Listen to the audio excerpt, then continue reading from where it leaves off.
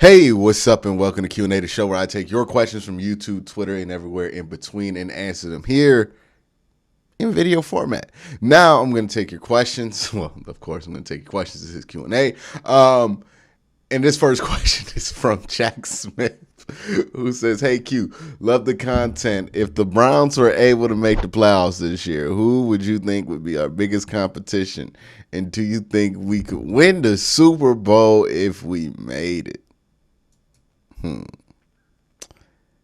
If the Browns make the playoffs this year, now I think it's possible, and I think some people think I'm crazy for thinking this, but even if Deshaun Watson is suspended for a whole year, I do think a playoff berth is still within the realms of possibility. I don't think it's an outlandish idea that this team, as talented as they are, could make the playoffs, even if they don't have their franchise quarterback. Now, if they do have Deshaun Watson,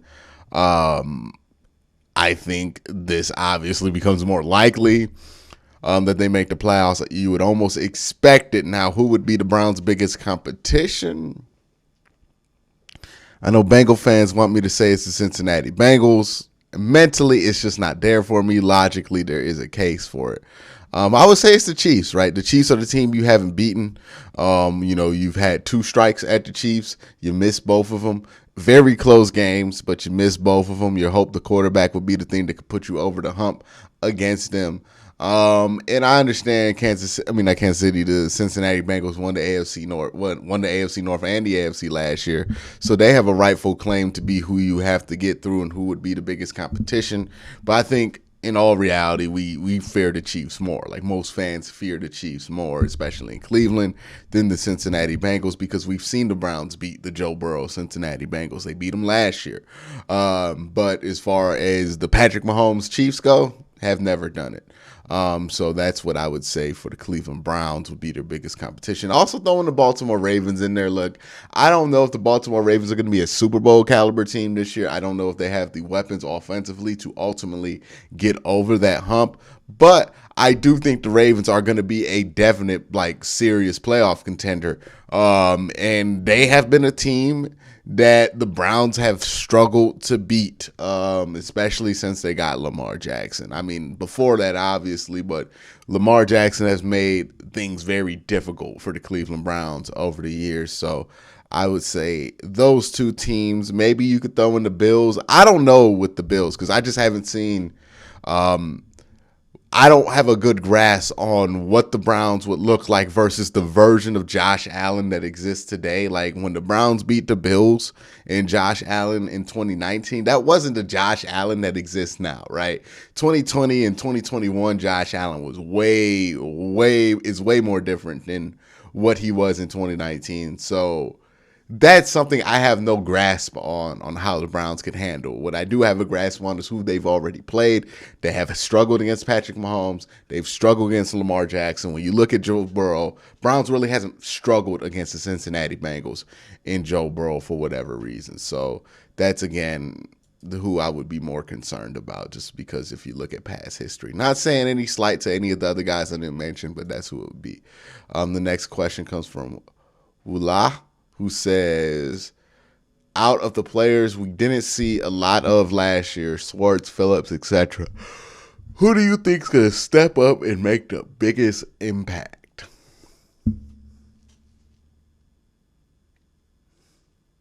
I would say Jacob Phillips could. Maybe Richard LeCounte. I'm going to go with Harrison Bryant. Is that a legal answer? I would say Harrison Bryant. Harrison Bryant is going to make the biggest impact out of everybody who didn't really make much of an impact last year. I think just getting Austin Hooper out the way and letting David take those 1 reps and letting Harrison take those 2 reps is going to do a lot for both of those players' development. I think you're going to see a massive jump there. Also, Deshaun Watson, if he does play, tremendous with tight ends. And we saw Harrison Bryant flash his rookie year. We saw David Njoku really look like he's ready to blossom over the last couple of years. So that's the young player that me personally I would go with. I think Harrison Bryant is going to be the guy who makes the biggest jump on this team from, I think he had maybe 300 yards receiving last year. He's going to make a jump from that.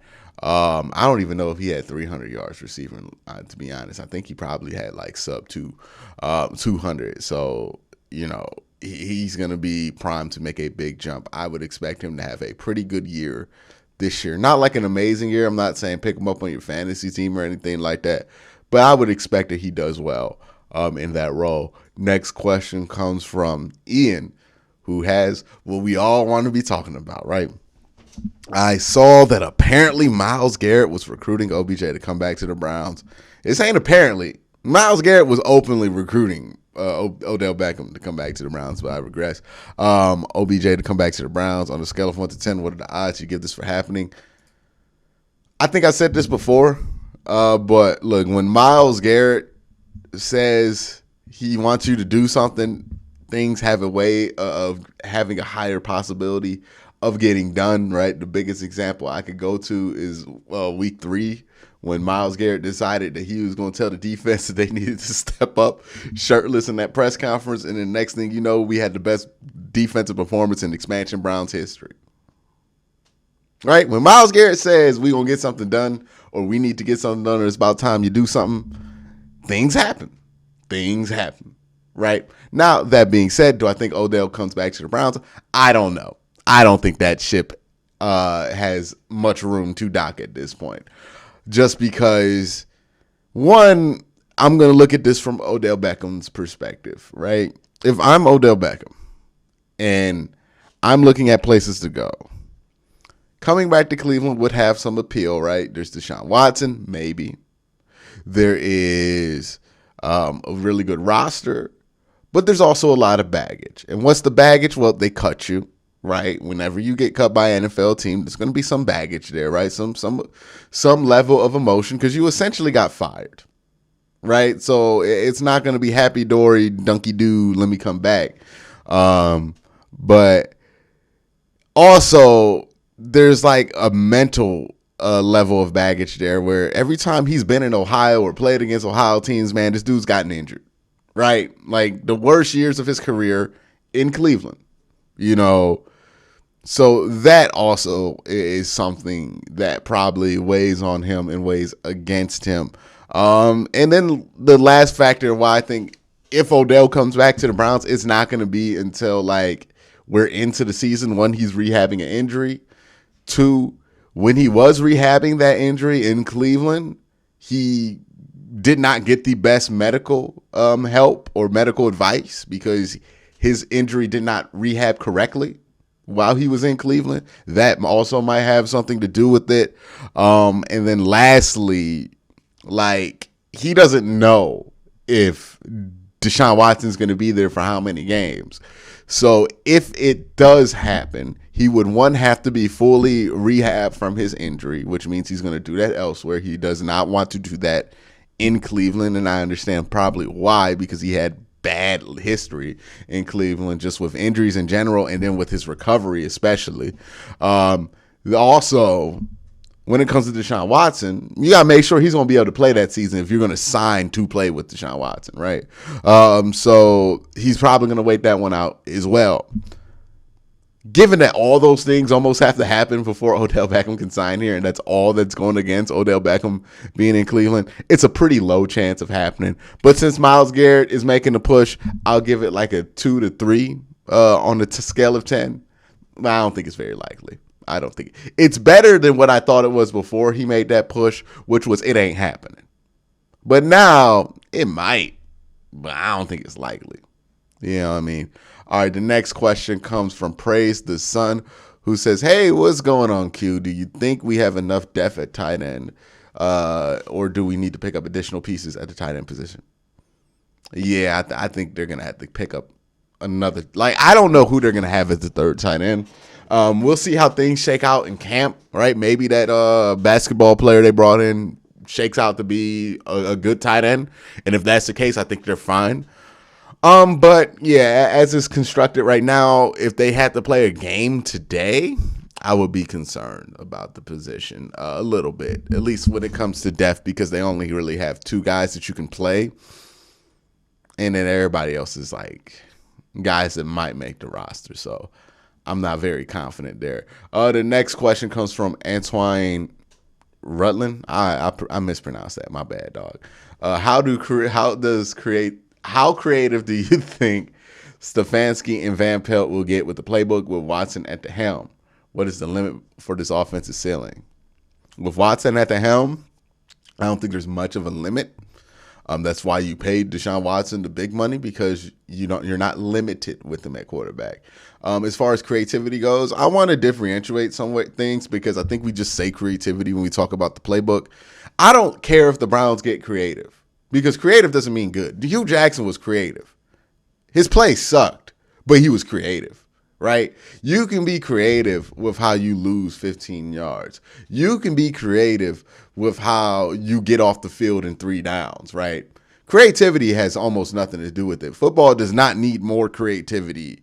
It needs better execution, especially with the Cleveland Browns. Their offense last year, look, you can say a lot about the Stefanski offense, but the one thing I don't get that people are saying is that it wasn't creative. The Browns were creative last year. They didn't execute worth a damn, but they were creative. They had all these like innovative tight end screens, different passes, all these hop shots, like all this stuff that they had in there.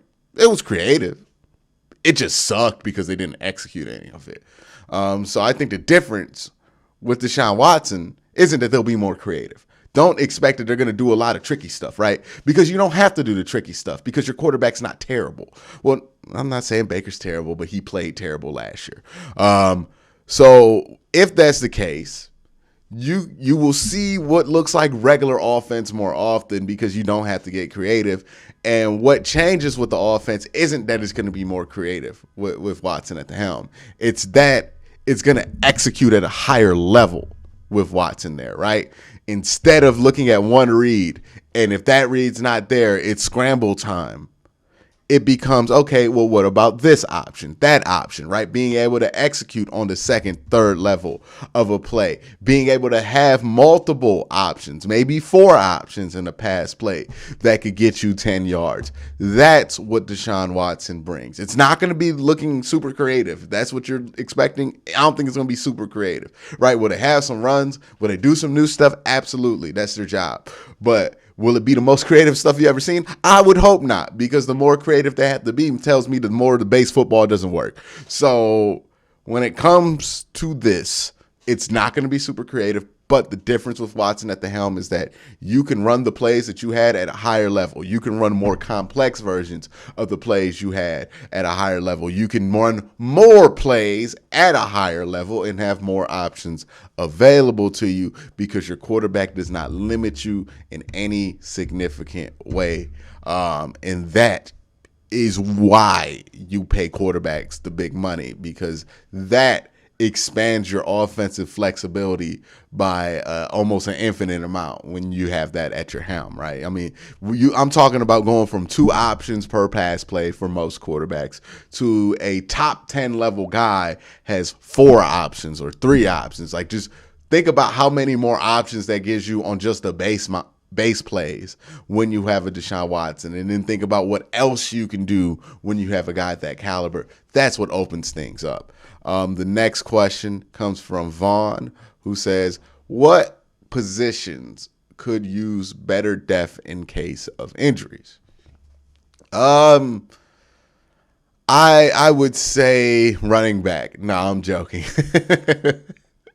I've seen people make the argument for wide receiver, but I would probably say defensive line, right? If Jadeveon Clowney goes down, I get very concerned about what's going to happen behind him. And it's not like Jadeveon Clowney getting injured is this foreign concept. So that's what I would probably go with, is the defensive line. Interior defensive line is not that much of a different story. God forbid, knock on wood, anything ever happens to Myles Garrett. We know how that can just drastically throw things out of alignment. But yeah, the defensive line is not the deepest group on this team, and that's a bit of a concern for me, given that you do have players who have missed games, multiple games on that defensive line. Last question comes from Saka, who says, do you think we'll still have a shot at signing Ndamukong Suh? That's not how you spell Ndamukong Suh, by the way. It happens to the best of us. But yeah, Sure, but I don't think the Browns would sign Ndamukong Suh unless a certain set of circumstances happen. Let's say they get into late August or mid-August, and none of the defensive tackles that they got, Taven Bryan looks terrible, Sheldon Day looks terrible, and Perrion Winfrey looks terrible, Tommy Togiai looks terrible. Let's say they get into that situation where all their interior defensive linemen look terrible after a couple weeks in practice. Then I think you would bring in Ndamukong Suh, right? And I think that would take like maybe a preseason game or two for you to realize that you probably just need to sign him. But that would also require that Ndamukong Suh is going to be available in August. I don't think that's a guarantee. So I think that's what it would take.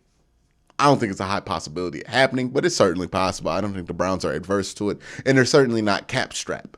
They can definitely do it, just with the Austin Hooper money alone, if they really wanted to. But will those circumstances arise to where they feel like they have to do it?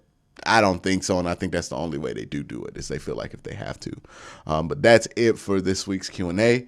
You guys and ladies out there, have a great day and have a good night.